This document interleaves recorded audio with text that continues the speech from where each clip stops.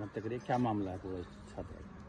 आज ये DJ dental college है यहाँ पे निवाड़ी थाना क्षेत्र में, वहाँ से थाना निवाड़ी को सूचना दी गई कि महिला हॉस्टल जिनका है उसमें एक कमरे में छात्रा ने फंदा लगा करके आत्महत्या की है।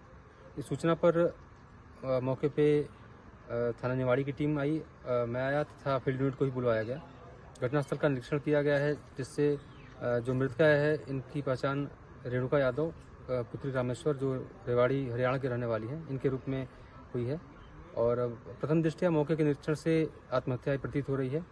मौके से एक सुसाइड नोट भी प्राप्त हुआ है, जिसमें इन्होंने अपने पेरेंट्स के लिए लिखा है और अपनी आत्महत्या के लिए अन्य किसी को जिम्मेदार नहीं बताया है। इसमें सभी तथ्य जो प्राप्त हुए उनके आधार पर आवश्यक कार्रवाई की जा रही है। इसमें सूचना के बाद कॉलेज का स्टाफ था, उसके द्वारा ही दरवाज़ा अंदर से बंद था, उसको तोड़ा गया, तो जो चीज़ें हैं वो प्रकाश में आई। ठीक है सर, थैंक यू।